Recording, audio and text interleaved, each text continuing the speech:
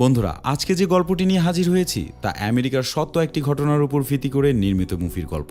American সরকার যাকে বিদ্রোহী hacker হিসেবে ঘোষণা করলো, ঠিক একই সাথে সেই ব্যক্তিটি হয়ে উঠল আমেরিকার সাধারণ জনগণের কাছে রিয়েল হিরো। কিন্তু কেন এই বৈষম্যতা? এর পেছনের রহস্যই বাকি। আর এই রহস্য উদ্ঘাটন করতে চলো শুরু থেকে শুরু করা যাক স্নোডেন মুভিটির গল্প। And welcome to movie network. গল্পের শুরুতেই আমরা একটি আর্মি ট্রেনিং ক্যাম্প দেখতে পারি, যেখানে গল্পের প্রধান চরিত্রে থাকা স্নোডেন মিলিটারি ট্রেনিং নিচ্ছিল। আর স্নোডেনের পূর্বপুরুষরা সবাই মিলিটারিতে ছিল, যার জন্য তাকেও আর্মিতে জয়েন করতে হচ্ছে। কিন্তু স্নোডেনের ভেতরে আর্মির প্রতি বিন্দু পরিমাণ মায়া নেই, তবে তার ইচ্ছা আছে সে যে কোনোভাবেই হোক দেশে সেবা করবে। স্নোডেনের আরেকটি দিক ছিল, সে কম্পিউটারে খুবই ভালো ছিল। কম্পিউটারের মাধ্যমে সে যে কোনো কিছু হ্যাক করে ফেলতে পারত। এসব হ্যাকিং মূলত সে মানুষের উপকারের জন্যই করে থাকত। সময়টা ছিল 2004। এক সময় আর্মি তাকে জানায়, তোমার ট্রেনিং খুবই ভালো চলছে, তুমি চাইলে এখন মিলিটারিতে জয়েন করতে পারো। স্নোডেন সাথে সাথে সেনাপ্রধানের ওই অফার অ্যাকসেপ্ট করে নেয়। তবে সময়ের সাথে সাথে সে বুঝতে পারে তার শরীর মিলিটারির এসব কঠিন কাজের জন্য মোটেও প্রস্তুত ছিল না। একদিন সকালে হঠাৎ করেই সে বিছানা থেকে নিচে পড়ে যায়। তারপর তাকে হসপিটালে ভর্তি করানো হয়।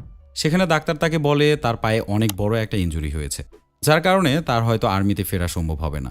এই কথা শুনে স্নোডেন খুবই হতাশ হয়ে যায়, কারণ তার ইচ্ছা ছিল যে কোনোভাবেই হোক সে তার দেশের সেবা করে যাবে। তারপর ডাক্তার তাকে বলে, মিলিটারি কাজ ছাড়াও তুমি অনেক কিছুর মাধ্যমেই দেশে সেবা করে যেতে পারবে, তাই দুশ্চিন্তা না করে তুমি যে কোনো অন্য কাজে মন দিতে পারো। এরপর থেকে স্নোডেন কম্পিউটারের সাথেই সময় কাটাতে থাকে। তারপর একদিন ওয়েবসাইট ঘাটাঘাটি করতে করতে তার সাথে লিন্ডসি মিলস নামের একটি মেয়ের পরিচয় হয়। সময়ের সাথে সাথে তাদের সম্পর্ক গভীর হতে থাকে, আর একটা সময় তারা একে অপরকে পছন্দ করে ফেলে। লিন্ডসি ফটোগ্রাফি খুবই পছন্দ করত, পাশাপাশি সে কম্পিউটার সম্পর্কেও ভালো জানত। এজন্য তাদের দুজনের মধ্যে ক্যারেক্টারের অনেকটাই মিল পাওয়া যায়, যার ফলশ্রুতিতে তাদের সম্পর্কটা আরও গাঢ় হতে থাকে। কিছুদিন পরে স্নোডেন আর্মি থেকে পুরোপুরি বের হয়ে আসে। তারপর সে সিআইএতে অ্যাপ্লাই করে। সেখানে তার ইন্টারভিউ নেওয়ার সময় স্নোডেনের মার্ক দেখেই সবাই ইমপ্রেস হয়ে যায়, যার ফলশ্রুতিতে সিআইএ ট্রেনিংয়ের জন্য তাকে ভার্জিনিয়া নামক একটি জায়গায় পাঠানো হয়। এরপরই 2006 সালে তাকে টেকনিশিয়ান ডিপার্টমেন্টের ট্রেনিংয়ের জন্য পাঠানো হয়। সেখানে সে টেকনিশিয়ান ডিপার্টমেন্টের হেড হ্যাঙ্ক ফরেস্টারের সাথে পরিচিত হয়। তারপরই স্নোডেন সেখানে যেতেই ল্যাবের সকল টেকনোলজি দেখে প্রচণ্ড পরিমাণে অবাক হয়ে যায়। আর এই কৌতূহল দেখেই ডিপার্টমেন্টের হেড তার প্রতি প্রচণ্ড খুশি হয়ে যায়, যার কারণে সে স্নোডেনকে তার নিউ প্রজেক্ট সম্পর্কে জানাতে থাকে। সেখানে হ্যাঙ্ক তাকে এমন একটি ডিভাইস দেখায় যেটা কিনা রুবিক্স কিউবের চেয়েও ছোট ছিল, কিন্তু এর কার্যকারিতা অনেক বেশি পরিমাণে ছিল। এরপরে আমরা দেখতে পারি সিআইএ ট্রেনার সবাইকে একটি টাস্ক দিয়ে দেয়, আর সেই টাস্কটি ছিল একটি সিক্রেট কমিউনিকেশন কোড তৈরি করা, যেটা কিনা 5 থেকে 6 ঘন্টার মধ্যেই তৈরি করতে হবে।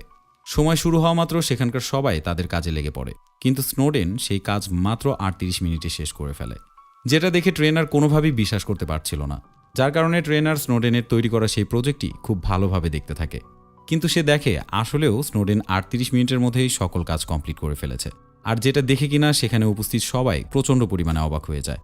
আর এভাবেই সময়ের সাথে সাথে সকল স্টুডেন্টই নতুন নতুন জিনিস শিখতে থাকে। একদিন ট্রেনার ব্রাইম সবার মাঝে আবারও একটি প্রশ্ন তুলে ধরে। ব্রাইম সেখানে একটি নিউজ পেপার দেখিয়ে বলে, আমাদের প্রেসিডেন্টের ওপর একটি অভিযোগ তুলে ধরা হয়েছে। তোমাদের কি মনে হয় এই অভিযোগটা আসলেও সত্য, নাকি এটা কোনো ফেক নিউজ? তারপর সবাই নিজেদের মতো উত্তর দিতে শুরু করে। তবে ব্রাইম এবার সবাইকে FISA নামক একটি নতুন রুল সম্পর্কে জানাতে থাকে। সে সবাইকে জানায়, যদি কোনো ব্যক্তির উপরে আমাদের সন্দেহ হয় তাহলে আমরা তার উপরে কোর্টে অভিযোগ করতে পারি। এই জন্য আমাদের কারো কাছে কোনো পারমিশন নেওয়ার প্রয়োজন নেই, কারণ এই ধরনের কাজ টপ সিক্রেট হয়ে থাকে। এরপর সবাইকে ট্রেনিংয়ের জন্য ওয়াশিংটনে পাঠানো হয়, যেখানে গিয়ে স্নোডেন প্রথমবারের মতো তার গার্লফ্রেন্ডের সাথে দেখা করে, কারণ এতদিন তাদের পরিচয় ছিল শুধুমাত্র অনলাইনে। এবার তারা দুজন দুজনকে দেখে খুবই খুশি হয়ে যায়। এমনকি সময়ের সাথে সাথে তারা দুজন সুন্দর সুন্দর মুহূর্ত কাটাতে থাকে। কিন্তু স্নোডেন যে সিআইএতে কাজ করে এটা কোনোভাবেই তার গার্লফ্রেন্ডকে সে জানায় না, বরং সে তার গার্লফ্রেন্ডকে জানায় সে ফরেস্ট অফিসার হিসেবে কাজ করে। দুজনের সময় এভাবেই কাটতে থাকে। তবে কিছুদিনের মধ্যে ট্রেনিং শেষ হয়ে যায়, যার কারণে স্নোডেনকে ভার্জিনিয়াতে ফিরে আসতে হয়। তারপর সে ব্রাইমের কাছ থেকে সিআইএতে থাকা সকল ডিভাইস সম্পর্কে জানতে চায়, যেন যে কোনো মানুষ এই প্রযুক্তিগুলোর মাধ্যমে কোনো প্রকার অপরাধমূলক কাজ করতে না পারে। ব্রাইম তখন স্নোডেনকে বলে, আমাদের সিস্টেমটা এতটাই অ্যাডভান্স যে বাইরের যে কোনো প্রকার হ্যাকার এই সিস্টেম কোনোভাবেই হ্যাক করতে পারবে না। কিন্তু আমাদের প্রধান ভয়ের কারণই হচ্ছে রাশিয়া, চায়না আর জাপানকে নিয়ে, কারণ শুধুমাত্র তারাই আমাদের এই প্রজেক্টে হ্যাক করে ভাইরাস ইনজেক্ট করতে পারবে। আর এজন্যই আমাদের ডিপার্টমেন্টে তোমার মতো দক্ষ হ্যাকার প্রয়োজন, যে কিনা এসব হ্যাকারের হাত থেকে আমাদের পুরো সিস্টেমকে বাঁচাতে পারবে। আর এইসব কথা শেষে স্নোডেন তার কাজের জন্য পুরোপুরি রেডি হয়ে যায়। তারপর সে তার প্রথম অ্যাসাইনমেন্ট পূরণ করার জন্য জেনেভায় চলে যায়। সেখানে সে সিআইতে থাকা সবগুলো সিস্টেম চেক করার দায়িত্ব পায়।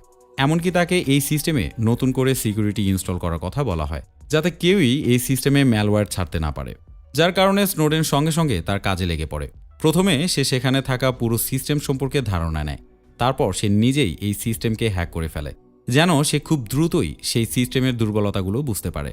আর এই দুর্বল পয়েন্টগুলোর উপর ভিত্তি করেই সে এই সিস্টেমগুলোকে আপডেট করতে পারে। তবে স্নোডেন বারবার এই সিস্টেমগুলোকে হ্যাক করার ফলে পুরো সিস্টেমই এলোমেলো হয়ে পড়ে, যার ফলে জেনেভাতে থাকা সিআই হেড তাকে ডেকে পাঠায়। সে বলে, তুমি যে কাজ করছো এটা কোনোভাবেই ঠিক না। তোমার কাছে আমাদের পুরো সিস্টেমেরই ডেটা আছে, আর এই ডেটাগুলো অনুমতি ছাড়া কোনোভাবেই অ্যাক্সেস করা উচিত না। তুমি যত তাড়াতাড়ি পারো এই ডেটাগুলো তোমার কাছ থেকে ডিলিট করে দাও, তা না হলে তোমার বিরুদ্ধে আমাদের অ্যাকশন নিতে হবে।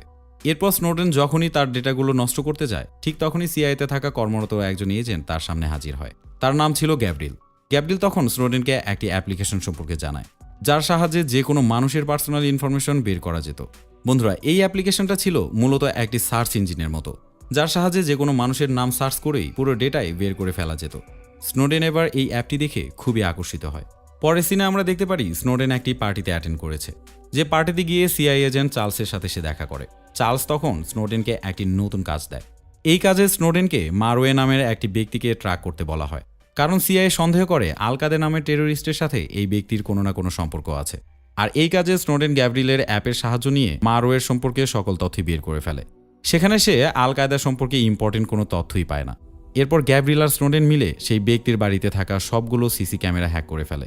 তবে এবার তারা সিসি ক্যামেরার মাধ্যমে মারওয়ের বোনের অশ্লীল ভিডিও রেকর্ড করে ফেলে। আর এই ভিডিওটির মাধ্যমেই তারা মারওয়েকে ব্ল্যাকমেল করে আল কায়দা সম্পর্কে সকল তথ্যই জানার চেষ্টা করে। আর তার থেকে পাওয়া সকল তথ্যই স্নোডেন চার্লসকে দিয়ে দেয়। তখন চার্লস স্নোডেনকে বলে, আমি কিছু গুন্ডার সাহায্য নিয়ে মারওয়েকে ড্রিঙ্ক অ্যান্ড ড্রাইভ কেসে ফাঁসিয়ে দেব। এর ফলে আমরা খুব সহজেই তাকে গ্রেপ্তার করে কাস্টডিতে নিয়ে সকল তথ্যই বের করে নিতে পারবো। কিন্তু চার্লসের এই প্ল্যানিং স্নোডেনের কাছে কোনোভাবেই ভালো লাগে না। সে বলে, এই বিষয়টি মোটেও সহজ না। এই প্ল্যানিংয়ের জন্য ওই ব্যক্তিটির জীবন পুরোপুরি বরবাদ হয়ে যেতে পারে। স্নোডেনের এই কথা শুনে চার্লস রেগে যায় আর তাকে বলে, তুমি একদম চুপচাপ থাকো। যদি তুমি আমার কোনো কাজে বাধা দাও, তাহলে আমি তোমার কোনো পুরনো কেসে তোমাকে ফাঁসিয়ে দেব। তখন সারা জীবন তোমাকে জেলে কাটাতে হবে। এ কথা শুনে স্নোডেন রেগে গিয়ে সেখান থেকে চলে যায়। আর এর মধ্যে দিয়েই কিছু সময় পেরিয়ে যায়। সাল তখন 2009। স্নোডেন এ সময় জাপানে চলে যায়। এখানেও সে সিআইএতে এজেন্ট হয়ে কাজ করে। এখানে এসে সে জানতে পারে সিআইএ এমন একটি অ্যাপ্লিকেশন তৈরি করেছে, যার মাধ্যমে মানুষের কমিউনিকেশন বাইপাস করে যে কোনো বিষয় রেকর্ড করে ফেলা যায়, যেটা কিনা গ্যাব্রিয়েলের সেই আগের অ্যাপটি থেকেও অনেক বেশি মারাত্মক ছিল। বন্ধুরা, এই মুহূর্তে একটি কথা না বললেই না, এমন ধরনের অনেক অ্যাপ্লিকেশনই আছে যা আমরা না জেনেই ব্যবহার করে থাকি। আর এই অ্যাপ্লিকেশনের মাধ্যমে সত্যি সত্যি আমাদের যে কোনো প্রকার তথ্য যে কোনো কোম্পানি নিয়ে নিতে পারে। তো যাই হোক, জাপানে আসার পর স্নোডেন নতুন নতুন কাজ পেতে থাকে। এখন স্নোডেনকে একটি মাইক্রোচিপ বানাতে বলা হয়েছে, যেটা কিনা সিআইএ পুরো জাপানে ছড়িয়ে দেবে।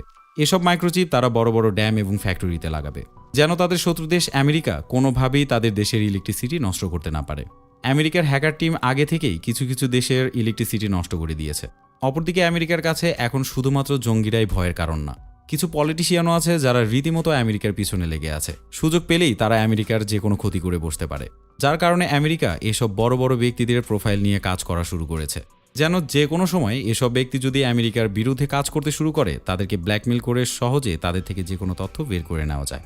আর এইভাবেই তারা 25,000 মানুষের ডেটা অলরেডি একত্র করে ফেলেছে। এবার ধীরে ধীরে সিআইএ সব মানুষের ডেটাই আমেরিকার হাতে তুলে দেবে। স্নোডেন সারা দিন এই বিষয়গুলো নিয়ে ভাবতে থাকে। সেভাবে আমেরিকার এসব কর্মকাণ্ড কোনোভাবেই মেনে নেওয়া যায় না। এরপর সে তার গার্লফ্রেন্ড লিন্সের সাথে দেখা করে। এ সময় লিন্সে তার কিছু প্রাইভেট ছবি নিজের কম্পিউটারে রেখে দেয়। স্নোডেন তখন তাকে এসব কম্পিউটারে রাখতে নিষেধ করে। পাশাপাশি সে তার গার্লফ্রেন্ডকে বলে, তুমি হয়তো জানো না, এইসব ছবি যে কেউ যে কোনো সময় হ্যাক করে তোমাকে ব্ল্যাকমেইল করতে পারে। লিন্সে তখন তাকে বলে, আমি এসব ছবি সংরক্ষণ করতে পছন্দ করি। আর এ কথা শুনেই স্নোডেন তার উপর রেগে ওঠে, যার কারণে কিনা তাদের মধ্যে ঝগড়া লেগে যায়। একটা সময় স্নোডেন সেখান থেকে চলে যায়। পরের সিনে আমরা দেখতে পারি স্নোডেন আবারও জাপানে ফিরে এসেছে। এমনকি সে তার কাজগুলো শেষ করেই সিআইএ থেকে সে রিজাইন দিয়ে দেয়। এর কিছুদিন পরেই সে তার গার্লফ্রেন্ডের কাছে ফিরে আসে। স্নোডেন এবার সরাসরি লিন্সিকে বিয়ের প্রস্তাব দিয়ে বসে। লিন্সের সঙ্গে সঙ্গে এই প্রপোজাল অ্যাকসেপ্ট করে নেয়। এরপর তারা বিয়ে করে একসাথে পথ চলতে শুরু করে।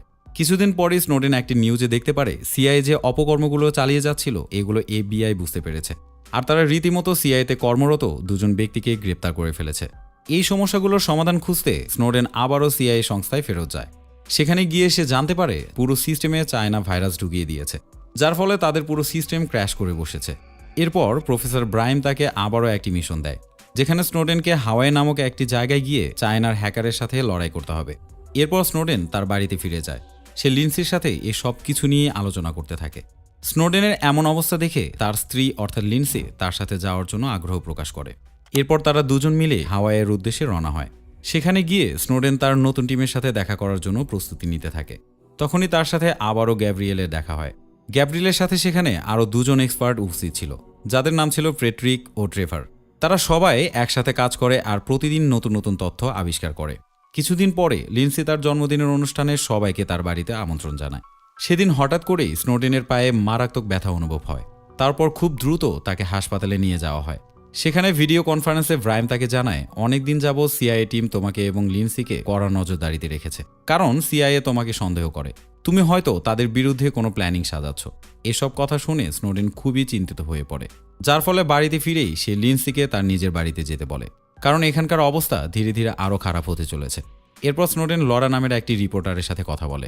স্নোডেন এই রিপোর্টারের সাথে কথা বলে মিডিয়াতে সিআইএর সকল প্ল্যানিংই ফাঁস করে দিতে চায়, আর এর জন্য সিআইএর সকল ডেটা সংগ্রহ করতে আবারও সে অফিসে ফিরে যায়।